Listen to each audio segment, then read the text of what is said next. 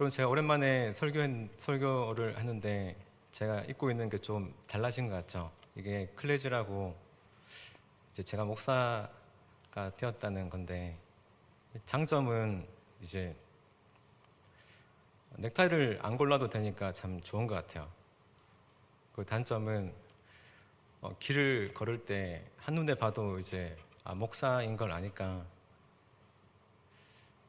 그렇지 않아야 되는데 계속 조금 더 저를 돌아보게 되더라고요. 오늘 말씀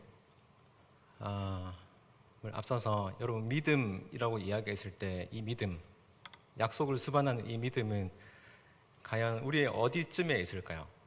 우리가 믿고 있고 우리가 의지한다라고 하는 하나님이 주신 그 믿음은 과연 어디쯤에 있는 그 믿음을 우리가 보면서 바라보고 살아가고 있을까요?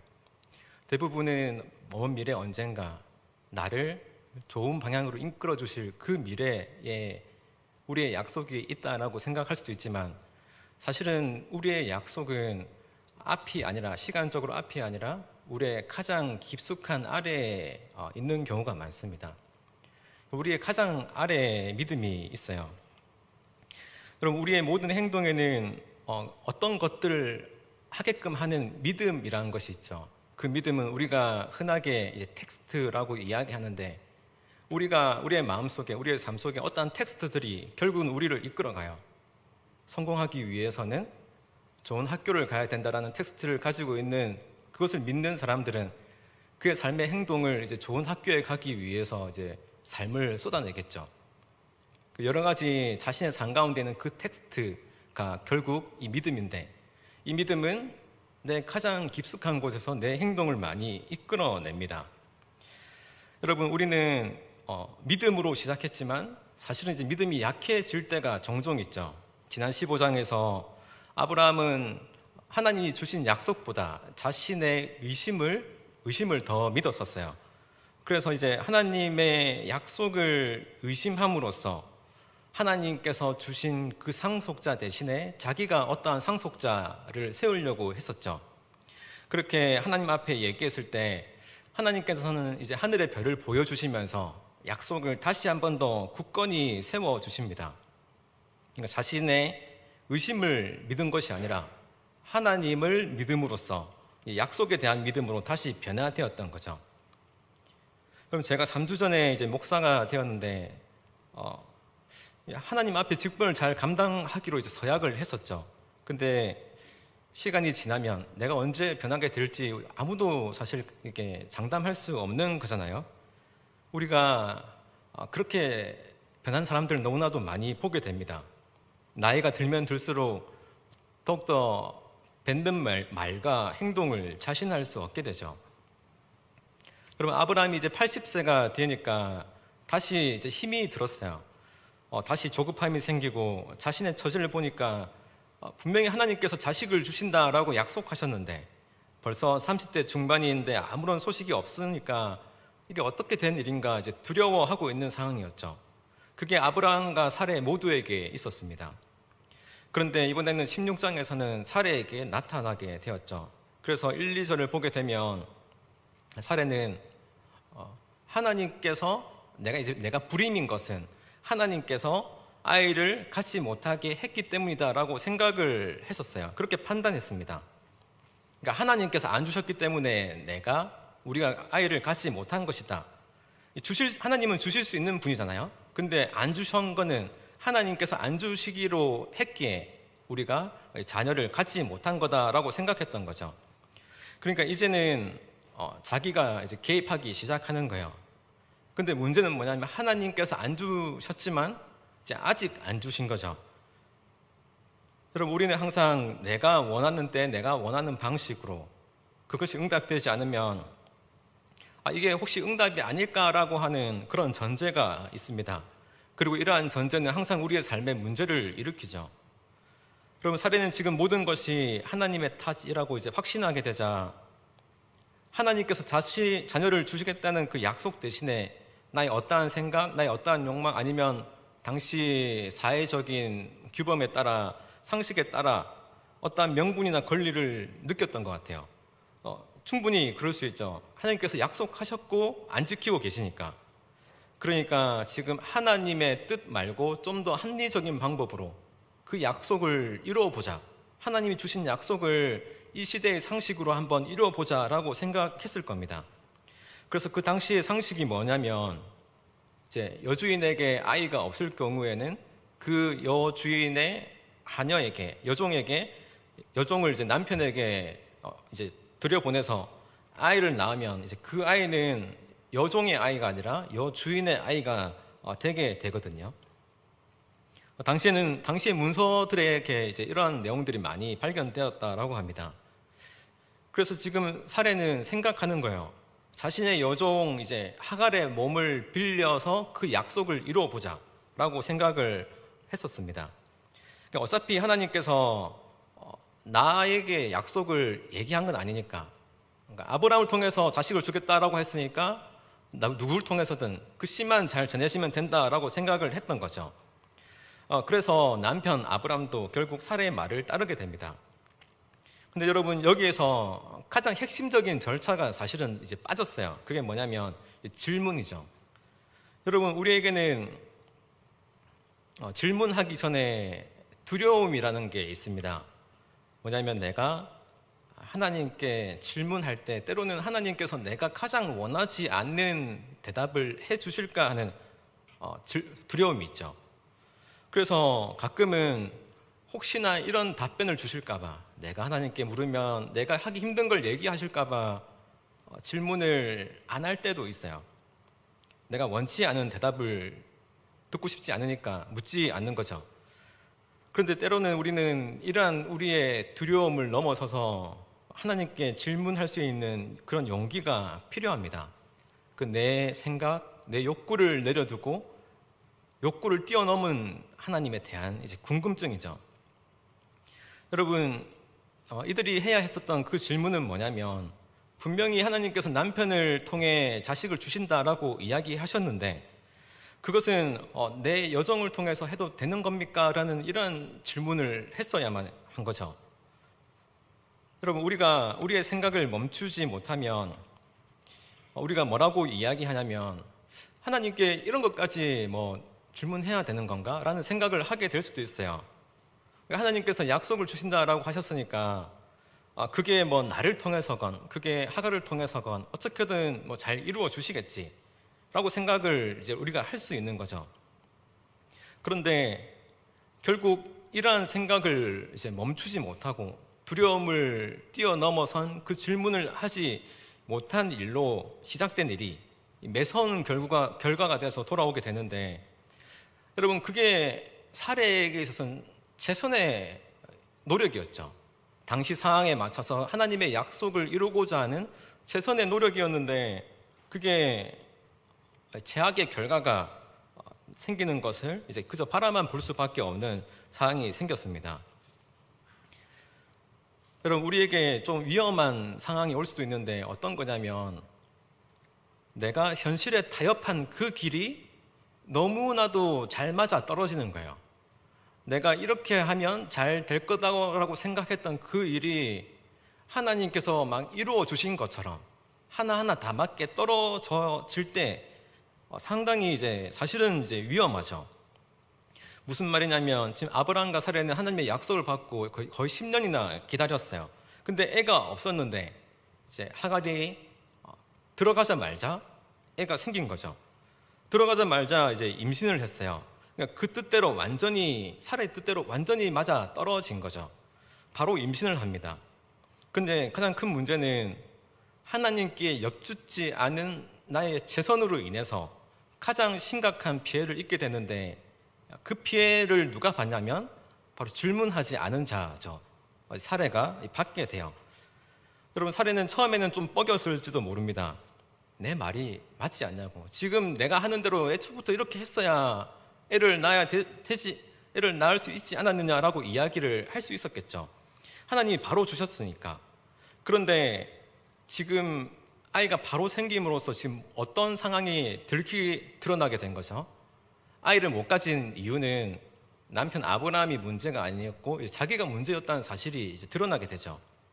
그리고 예상하지 못했던 문제가 하나 더 드러났는데, 그게 뭐냐면 하갈이 이제 자신이 임신한 걸 알고 여주인을 이제 멸시하기 시작했다라고 이야기합니다.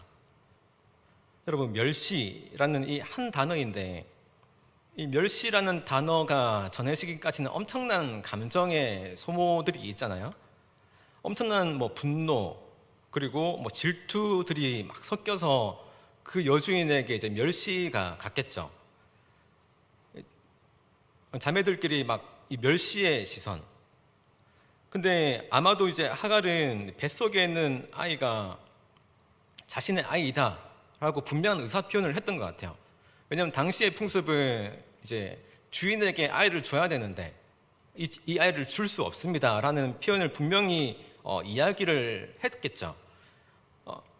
여러분 한번 생각해 보세요. 지금 하갈이 아무것도 한 게 없어요. 하갈이 계획한 것도 아니고 하갈이 뭔가 수를 쓴 것도 아니고 하갈이 자기 인생을 좀 바꿔보고자 했던 것도 아닌데 전혀 없는데 주인이 시키는 대로만 했죠. 주인이 하라고 한 대로 했어요. 근데 하나님께서 은혜를 베푸셔서 아이를 생기게 해줬는데 지금 하갈은 이런 생각을 하지 않았을까요? 아, 하나님의 약속이 사례가 아니라 나였구나. 저 사람을 통해서가 아니라 하나님께서 나를 통해 약속을 주셨구나라는 생각을 하면서 자기도 모른 채 사례를 정부인의 자리에서 끌어내리지 않았을까요? 결국 이러한 일들이 계속 벌어지면서 사례가 이제 폭발하게 되죠. 5절에 이런 말이 있는데, 사례가 아브라함에 이르되 내가 받는 모욕은 당신이 받아야 옳도다. 내가 나의 여종을 당신의 품에 두었거늘 그가 자기의 임신함을 알고 나를 별시하니 당신과 나 사이에서 여호와께서 판단하시기를 원하노라. 그러니까 이런 거예요. 제가 집에서 좀 연습해봤는데 최대한 이제 해보겠습니다. 이제 남편 아이를 가진 그 종이 사례의 입장에서는 이제 그년이잖아요. 그러니까 내가 왜 이런 수모를 받는지 모르겠어. 이렇게 내가 괴로워하고 고통받는 것은 다 당신 때문이야. 당신이 그년을 어떻게 대했기에 그년이 왜 이렇게 기고만장한지 한번 말해보라고. 내가 당신을 위해서 모든 것을 다 했는데 뭐가 잘못된 건지, 뭐가 이렇게 된 건지, 내 인생이 왜 이렇게 된 건지, 그년이 이제 미쳐 날뛰게 된 건 당신 때문이야라는 것을 한번 얘기해보라고. 하나님을 통해서라도 뭐라도 나에게 납득시켜보라. 이렇게 이야기를 한 거죠. 이거보다 훨씬 더 독하게 쏘아댔겠죠. 여러분, 얼마나 강하게 쏘아댔는지 아브라함은 단 한마디도 하지 못합니다. 그냥 알아서 하세요. 하고 싶은 대로 하세요. 이렇게 이야기하죠. 결국 사례는 하갈에게 이제 분노를 다 쏟아내죠. 6절에 아브라함이 사라에게 이르되 당신의 여종은 당신의 수중에 있으니 당신 눈에 좋을 대로 하고 그에게 행하라 하매 사례가 하갈을 학대하였더라. 더니 하갈이 사례 앞에서 도망하였더라. 여러분, 여종은 주인을 멸시했고 주인은 여종을 이제 학대했어요. 멸시와 학대가 이제 그들의 관계였죠. 결국 그들은 이제 파괴되었는데 사례가 얼마나 학대를 했던지 이제 하갈이 광야로 도망치게 되는데, 여러분 지금이나 그때나 결혼을 하지 않은 정부인이 아닌 어린 여자, 임신한 여자가 홀로 광야로 들어간다는 것은 이제 자살 행위죠. 아무런 대책 없이 그곳에 도망쳐야만 할 만큼 이제 학대에 당한 거였어요. 그리고 이제 집에는 아브라함과 사례 둘만 남았을 텐데 자식도 없고 다툼만 남아있는 그곳이 얼마나 이제 불편했겠어요. 여러분, 그때 사례가 자기 남편에게 하나님이 당신과 나 사이에서 좀 판단하기를 원하니까 당신이 하나님에게 물어보세요라고 이제 보채잖아요. 근데 이제 하나님은 어떻게 판단하셨냐면 오늘 본문에서 이제 이런 이야기를 해요. 아브라함과 사례의 그 부부 사이의 문제 하나님은 전혀 참여하시지 않으세요. 그 사이의 문제에 전혀 끼어들지 않고 그들에게 가서 이야기를 해주거나 그들의 사이를 풀어주거나 그들의 약속이 무엇인지 다시금 이야기해주지 않아요. 시시비비를 따지지 않습니다. 놀랍게도 하나님은 쫓겨난 하갈을 찾아가셨어요. 쫓겨난 하갈을 찾아가셔서 하갈의 천사를 보내고 그녀를 위로하고 그녀를 만나고 그녀에게 당부하시는 거죠. 그러니까 여러분, 이런 것입니다. 사례가 자기 남편에게 하나님께서 판단하시기를 원합니다라고 이야기했지만 하나님은 아무런 판단을 하지 않음으로써 판단하신 거예요. 그러니까 하나님은 아무런 판단을 하지 않으시고 그들을 찾지 않으시고, 이후로 우리 다음 장에 보면 알겠지만 13년 동안을 그들을 찾지 않으세요. 그것이 그들의 불순종에 대한 하나님의 판단인 것이죠. 그리고 그들이 99세가 될 때까지 만남이 없습니다. 그리고 하나님의 판단은 이제 하갈에게 쫓아가서 7절부터 9절까지 말씀하시죠. 우리 7절부터 9절까지 다시 한번 읽어볼까요? 여호와의 사자가 시작.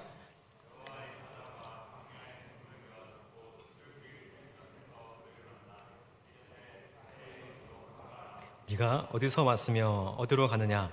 그가 이르되 나는 내 주인 사례를 피하여 도망하나이다. 여호와의 사자가 그에게 이르되 네 주인에게로 돌아가서 그 수하에 복종하라. 돌아가서 복종하라. 여러분, 이 말은 하나님께서 네가 조금 그래도 잘못한 거 알고 있지 않니라는 거죠. 그러니까 네가 잘못했기 때문에 너의 잘못을 바로잡을 자리로 돌아가라라고 이제 이야기하시는 거잖아요. 그러니까 하갈을 하나님께서 찾아가셨고, 그리고 아브라함과 사례를 이제 판단하셨고, 하갈에게 여주인에게로 돌아가라라고 이야기하심으로 이제 하갈을 이제 판단하신 거죠. 그러니까 네가 여기 있는 것은 잘못이다 이렇게 이야기함으로써 하나님은 그 모두에게 자기의 자리로 돌아가라라고 이제 이야기를 하시는 건데, 여러분, 중요한 것은 우리 모두가 다 자기의 자리가 있다라는 것은 알아요. 하지만 그 자리로 돌아가기 위해서는 우리는 다시 그 상황을 마주할 이제 용기가 필요한 거죠. 우리가 도망쳤던 그 자리에 두렵잖아요. 우리가 있고 싶지 않은 그 자리에 가는 것은 어렵잖아요. 특별히 나를 멸시했던 자리, 나를 학대했던 그 자리에 다시 가는 것은 하나님의 가라라는 그 말로는 우리를 움직이기에 너무나도 부족합니다. 우리가 아무리 참는다 하더라도 똑같이 우리의 감정을 폭발시킬 일들은 사실 수도 없이 널려 있거든요. 여러분, 하나님께서는 이렇게 이야기하시는 거예요. 네가 그 자리로 돌아갈 때, 네가 불편한 자리로 돌아갈 때, 너의 원래 있어야 할 그 자리로 돌아갈 때 너는 너의 감정을 의지하지 말라고, 너는 너의 상황을 의지하지 말라고, 너는 너의 환경을 바라보며 그 자리에 버티고 있지 말라라고 이야기하면서 하갈에게 약속을 주세요. 네가 붙들어야 될 것은 감정, 환경, 상황이 아니라 내가 너에게 주는 이제 약속이다. 여러분, 하나님은 하갈에게 어떠한 힘을 주시느냐면 하나님이 그에게 새로운 약속을 부어주세요. 이제 그 약속을 붙들고 가는 거고, 하나님에게는 하갈에게도 이 약속을 주신 거죠.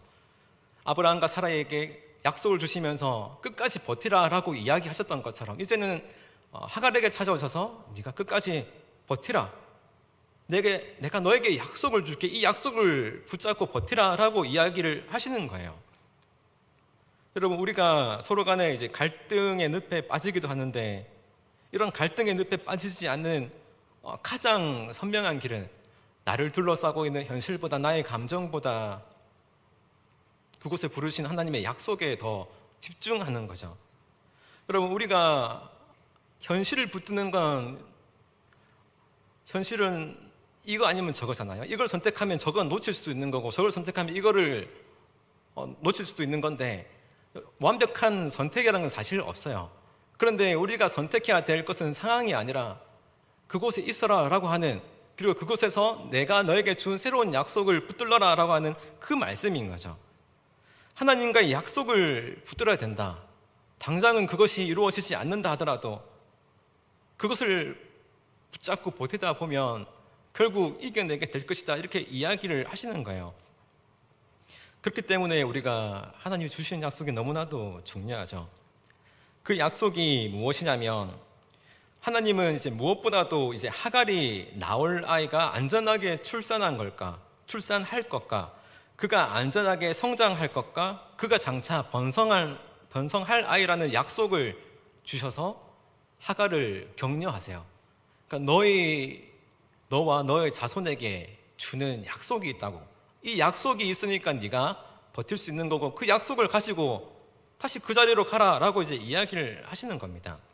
우리 10절, 11절인데 다시 한번 읽어볼까요? 시작.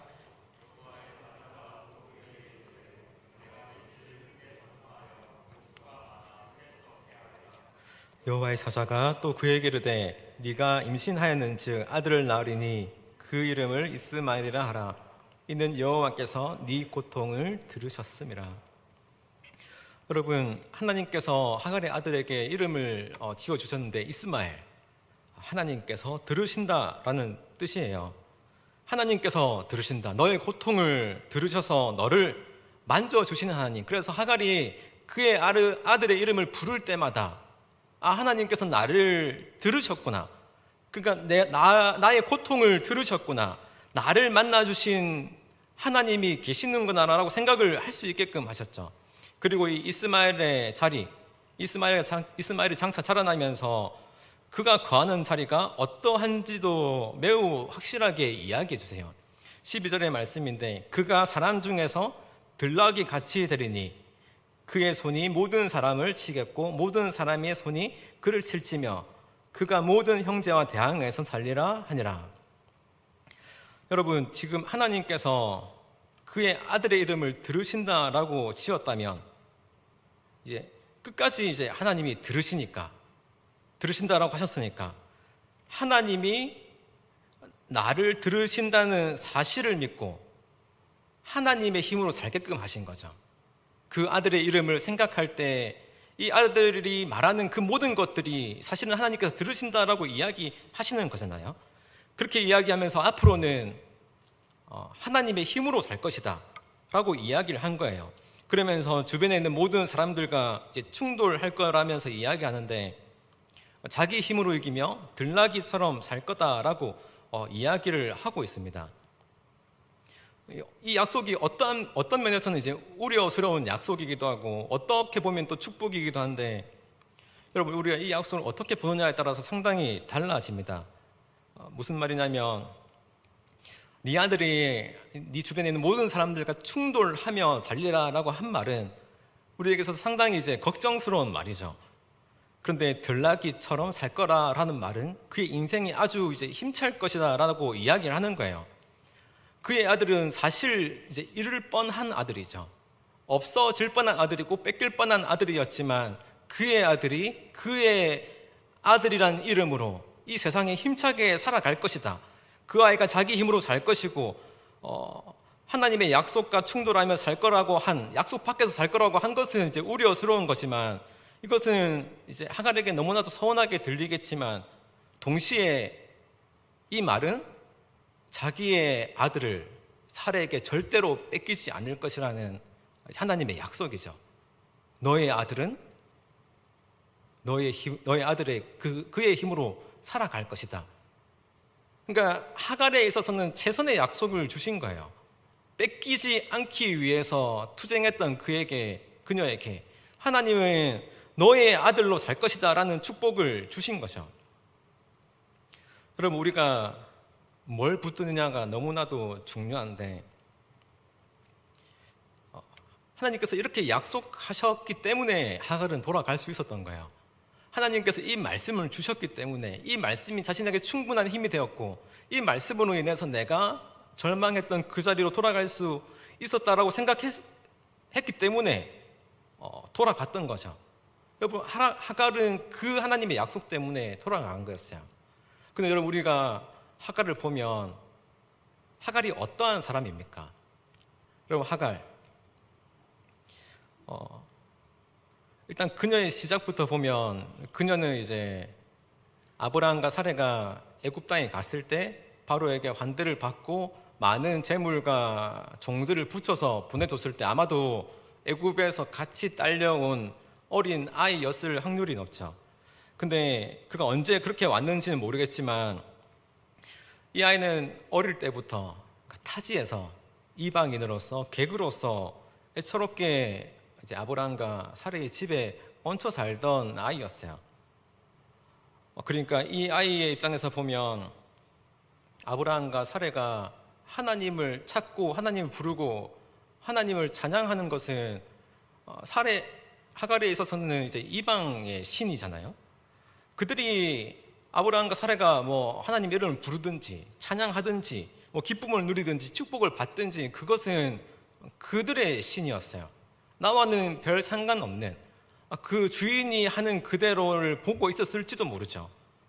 어쩌면 한 발만 걸치고 있는 그 신앙 공동체에서 떨어져 있는 사람이었을지도 모릅니다. 그래서 자기로는 이런 생각을 할 수밖에 없는 거예요. 저들이 말하는 하나님은 나와 별 상관이 없을 수도 있는데 저들이 찬양하는 그 하나님은 나를 모를 텐데 나 같은 거 어떻게 신경 쓸 수 있겠어? 내가 주인에게 아들도 뺏길 뻔했고 아브라함은 나에게 아무런 조치도 해주지 않고 내 부모는 이국 땅에서 어디 있는지도 모르고 내가 있을 곳이 없는데 차라리 죽는 게 낫겠다 하면서 이제 강야로 갔잖아요. 그녀에게는 이제 아무도 없었어요. 그런데 그 하나님이라고 생각했던 그가 그 하나님이 날 생각이나 하겠어?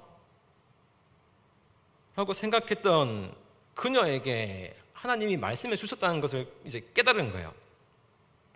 하갈은 자기를 살피시고 들으시는 나를 안다 라고 말하는 그 하나님을 만난 거죠. 여러분, 나를 안다. 이게 우리에게 있어서 가장 큰 위로가 될 줄로 믿습니다. 제가 지난주에 신혼여행을 이제 진도에 있는 기도원에 갔는데 2010년도에 그때 처음 갔던 기도원이었어요. 내가 완전히 절망했을 때, 내가 완전히 인생이 파탄났을 때, 너무나도 외로웠고 내 마음을 알아주는 사람이 없었고 모두가 다 나를 원망하는 사람들의 말을 다 믿는 것 같았고 다 내 탓이라고 생각했던 그런 시절이 있었는데 그때 이제 무작정 기도했죠. 매일 기도하지 않았지만 그냥 계속 기도했었어요. 근데 기도할 때 하나님이 나를 안다라고 생각을 못했거든요. 근데 놀랍게도 나를 알고 있었고 내 이름을 알고 있었고 더 놀라운 건 이전에도 알고 있었고 앞으로도 너를 알 거라는 그 말이 제 삶에 엄청 이제 중요한 시간이 되었습니다. 결국 우리에게 하나님이 나를 안다라는 그 말보다 더 큰 위로가 있을까요? 여러분, 지금 하갈이 이제 그런 고백을 하고 있는 거예요. 13절에 자기에게 주신 여호와 이름을 나를 살피시는 하나님이라 하셨으니 이는 내가 어떻게 여기서 나를 살피시는 하나님을 배웠는고 함이라. 내가 어떻게 하나님을 여기서 만나지? 하나님이 어떻게 나를 알지? 하나님이 어떻게 나 같은 것에게 관심을 가졌지라는 그런 감격이 있었다라는 거예요. 더구나 아직 태어나지도 않는 그 아들에 대한 약속까지 주시면서 미래를 말씀하시면서 나에게 주실 그 미래가 있다라고 약속하시면서 그 약속을 붙들고 가라라고 너의 곁에 있을게 라고 이야기를 하는 거예요. 여러분, 늘 애처롭던 중심에서 벗어나 있던 이 아이가 이렇게 하나님과 인격적인 관계를 가지게 될 줄은 누가 알았겠어요. 비록 그 자손들이 자기의 힘으로 살아낼 거고 약속의 땅 밖에서 살 거라고 하는 서운한 말은 들었지만 그 전에 하나님은 이제 하갈을 찾아오신 거죠. 그리고 이 하갈과 인격적인 만남을 분명히 하셨습니다. 여러분, 그러니까 약속의 땅 바깥에 산다라는 것은 약속이죠. 너는 약속의 땅 바깥에 살 거라는 그 약속을 받은 거죠. 그러니까 그 약속이 그들에게도 있는 거예요. 그러니까 하나님은 엄청나게 열려 있는 거죠. 물론 저는 예수 그리스도를 믿음으로써 우리가 구원받는다라고 확실하게 이제 고백합니다. 하지만 하나님의 넓으심은 우리가 속단할 수 없는 거죠. 우리가 성경을 읽을 때 또 신앙에 대해서 생각할 때 우리도 모르게 이스라엘과 이제 그들은 약속의 자손이라는 이 메인 스토리에 길들여져 있을 때가 있죠. 그래서 우리는 이 주류의 스토리 외의 부분들은 우리로 하여금 다른 관점으로 볼 수 있는 시선을 닫게 더 만드는데, 여러분 분명히 하갈은 하나님과 아브라함의 그 이야기에서는 좀 떨어져 있는 사람인 것은 분명합니다. 그래서 우리가 하갈의 이야기를 갑작스럽게 맞이하게 되면 하갈이 좀 안 돼야 되는데, 하갈이 조금 약속이 없는 앤데 라는 생각을 우리도 모르게 하게 되죠. 그래서 하갈에 대해서 이제 긍정적인 이야기를 하기가 조금은 조심스러운 거예요. 물론 사도 바울이 로마서나 갈라디아서에서 하갈은 육의 자녀고 이제 사례는 영의 자녀다라고 이제 대조를 했지만, 이건 예를 들어서 설명한 것이고, 그렇지만 지금 이제 하갈의 입장에서, 우리가 이 말씀에 오직 하갈의 입장에서 보면 하나님께서 그녀를 찾아가신 그 이유는 우리가 발견할 수 있어야 된다는 거죠. 여러분, 중심에서 벗어나 있는 인물이긴 하지만 세상에는 이렇게 어떻게 보면 중심에서 벗어나 있는 인물들이 훨씬 많죠.